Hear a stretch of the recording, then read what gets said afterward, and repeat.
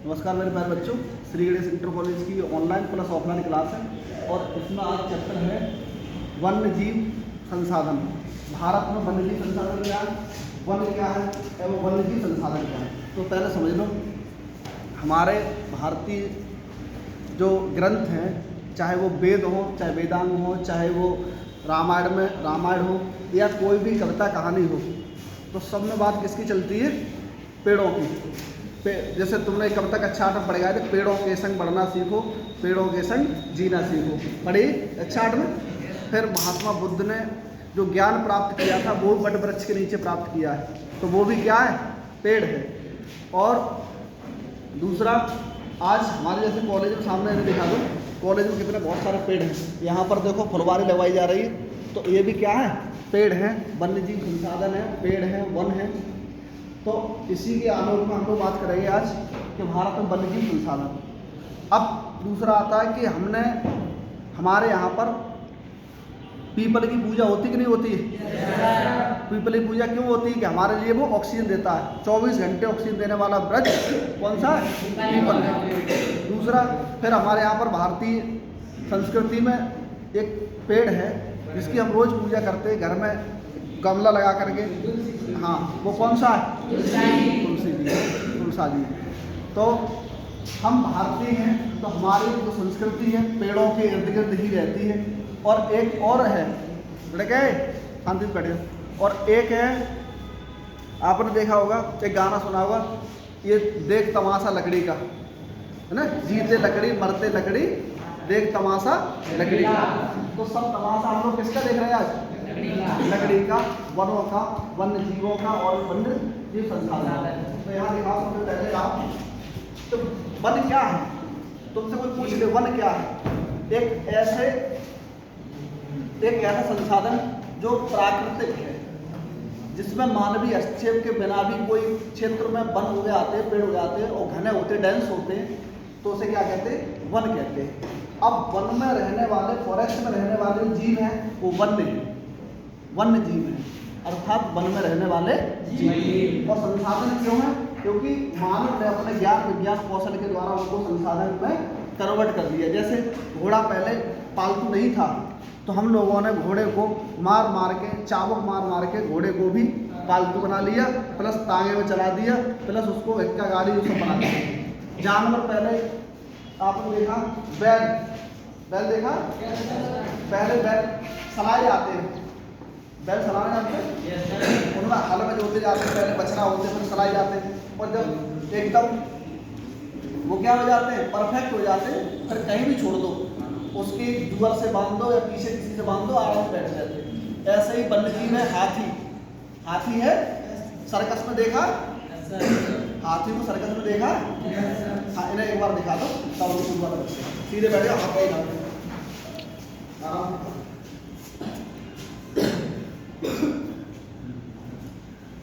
ये नहीं देखेंगे तो काम चलेगा नहीं, लोगों को दिखाना जरूरी है।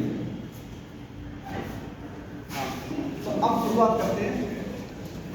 वन्य जीव संरक्षण अधिनियम कब आया था? वन्य जीव संरक्षण अधिनियम 1972। और सबसे पहले अंग्रेजी सरकार में एक 1881 में और 1927 में वन अधिनियम बने थे। फिर उसके बाद 1972 में आता है टाइगर प्रोजेक्ट। टाइगर माने क्या होता था? चीता। टाइगर में सीता या बाघ। तो ये परियोजना कब शुरू हुई थी? 1973। अब सवाल आया कि बाघ परियोजना 1973 में शुरू हुई। उस समय भारत का प्रधानमंत्री कौन था? बोलो। पीएम इंदिरा गांधी। कौन थी? कोई दिक्कत? शासन लोग कर रहे हैं। अब आ जाए कि भारत में टाइगर मैन ऑफ इंडिया किसे कहा जाता है? टाइगर मैन ऑफ इंडिया किसे कहा जाता है? बताओगे? नहीं बता, तो इसमें नोट कर लो यहीं पर, टाइगर मैन ऑफ इंडिया के नाम से। Tiger man of India. Bharat में चीता पुरुष या बाघ पुरुष किसे कहा जाता है? तो आंसर आपका होगा, ये तुम्हारे पुलिस में, दरोगा में, बीसीएस में कई बार सवाल पूछा है। कौन है? कैलाश सांतला। कैलाश सांतला। और टाइगर वुमन ऑफ इंडिया कौन है? इंदिरा गांधी। कौन है? इंदिरा गांधी। ठीक, इतना समझ में आया? और ये राजस्थान शुरू हुआ था टाइगर प्रोजेक्ट, टाइगर्स की संख्या को बढ़ाने के लिए। कोई पूछ रहे टाइगर प्रोजेक्ट क्यों शुरू किया गया? टाइगर की संख्या बढ़ाने के लिए। क्यों विलुप्त हो गए वो? विलुप्त क्यों हो गए वो? उनका अत्यधिक क्या हुआ? अंग्रेजों के द्वारा, भारतीय राजाओं के द्वारा, रियासतदारों के द्वारा उनका शिकार हुआ। कोई दिक्कत भाई? सब मार दोगे, घर में मारो तुम्हारे 4 सदस्य और 4 को गोली मारते क्या होगा? या 3 गोली मारते 1 बचेगा। अगला फिर यहाँ पर है पृथ्वी सम्मेलन। सवाल आएगा पृथ्वी सम्मेलन कब हुआ था? बोलो। कहाँ पर हुआ था? रियो डी, बोलो। कहाँ पर है? कौन से देश का शहर है? इसमें कौन सा एजेंडा पारित हुआ था? और इसमें एजेंडा 21 में कितने पैरामीटर्स हैं? ये सब बताएंगे, ठीक है? ये डिटेल क्लास होता है। फिर आता 1980 में आया था वन अधिनियम, फॉरेस्ट एक्ट आया था 1980। इसके तहत ये किया गया था कि भारत में जो मैदानी क्षेत्र हैं उनमें 33% वन होना चाहिए और जो पहाड़ी क्षेत्र हैं उसकी भूमि 60% भूमि पर क्या होना चाहिए? वन होना चाहिए। कितने परसेंट पे? 60। मैदान में 33 पर, 33 और टोटल भी 33 है। अगला यहाँ आता पर्यावरण संरक्षण अधिनियम कब आया था? एनवायरमेंटल प्रोटेक्शन एक्ट कब आया था? 1986। फिर आता है गैंडा परियोजना 1987। गैंडा राइनोसेरस परियोजना जो है कब आई? गैंडा देखा?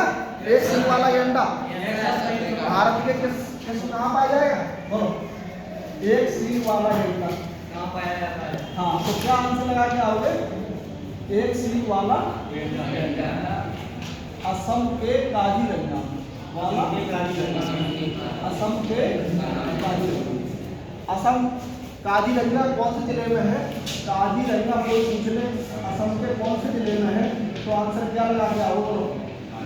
काजीरंगा में जा है, जा तो जोरहाट में भी जा है। लेकिन सही में बैठ जाओ, नहीं सुनाई पड़ रहा है बार? तो काजीरंगा में एक सिंह वाला गैंडा पाया जाता है। ये हाईस्कूल में तुम्हारा कई बार पूछा गया है, ये पीसीएस में कई बार पूछा गया, समीक्षा अधिकारी में पूछा गया, पुलिस दरोगा जो भी एग्जाम होते हैं उनमें सब कम्पिटिटिव एग्जाम में सब में पूछा गया। काजीरंगा राष्ट्रीय उद्यान असम के किस जिले में? जोरहाट जिले में। और यहीं पर एक दूसरा है मानस। अगला कौन सा? मानस राष्ट्रीय उद्यान। तो मानस राष्ट्रीय उद्यान असम में है। ये तो सरल था। अब ये पूछ ले असम के किस जिले में है तो आदमी कैसा होता है? बरपेटा। आदमी कैसा होता है? बरपेटा। तो असम के बरपेटा जिले में। कौन से जिले? बोलो। बरपेटा जिले में। इतनी बात कन्फर्म हुई? Yes sir. कोई दिक्कत? अगला तो गैंडा परियोजना हो गई, एक सिंह वाला गैंडा हो गया और मानस राष्ट्रीय उद्यान। अगली बात देखो, भारत में जैव विविधता हॉटस्पॉट कितने हैं? हॉटस्पॉट कितने हैं? तो हॉटस्पॉट है 4। पश्चिमी घाट, वेस्टर्न घाट, हिमालय क्षेत्र, पूर्वोत्तर क्षेत्र और इंडो सुंदरलैंड क्षेत्र। हॉटस्पॉट वे क्षेत्र होते हैं किसी भौगोलिक क्षेत्र में जहाँ 1500 से अधिक जीव जंतुओं की प्रजातियां पाई जाती हैं। हॉटस्पॉट कहलाता कितना से अधिक? 1500 से अधिक। कोई दिक्कत? ये अपने यहाँ पर चित्र बना दिया, कोई दिक्कत नहीं होना चाहिए। अगला देखो, अब संरक्षण किया जाए। सुन लो, पहले हमें करना है किसी का संरक्षण। तो कितनी तरह से होगा? बोलो। संरक्षण कितनी तरह से होगा? एक तो होगा इन सीटू और एक होगा एक्स सीटू। इन सीटू का मतलब समझते हो? नहीं समझते हो? बहुत सिंपल बात ये है, जैसे कुतिया देखिए, अगर कुतिया ब्याह जाएगा वो जंगल में जाके और पिल्ला उसके भाई पले बड़े तो वो हो गया इन सीटू, अपनी स्थिति में ही, इन सिचुएशन में। और एक्स सीटू का मतलब तुमने वहाँ से पिल्ला उठाए अपन घर आए पाले, रजैया गद्दा बैठा ले, ये हो गया एक्स सीटू। जहाँ पैदा हुए वहाँ नहीं, जहाँ पर दूसरी जगह। जैसे आपने देखा चिड़ियाघर देखे तो चिड़ियाघर भी क्या है? चिड़ियाघर को दूसरी जगह से लाए जाते हैं ना, वो जानवरों को इकट्ठा किया जाता है। अगला देखो, तो ये है इन सीटू, इन सिचुएशंस। ये राष्ट्रीय पार्क बायोस्फीयर पक्षी विहार। अब जैसे राष्ट्रीय पार्क कान्हा राष्ट्रीय पार्क है या दुधवा राष्ट्रीय पार्क है, तो दुधवा राष्ट्रीय पार्क को यहाँ उठा के ला सकते हैं वहीं पर, तो वहीं जाना पड़ेगा ना वो देखने के लिए। जबकि चिड़ियाघर काश में बनाया जा सकता है, तो चिड़ियाघर आए यहाँ पर। बीज बैंक को दुनिया के बीज इकट्ठे करके काश में ला सकते हो, ला सकते हो, ला सकते हैं।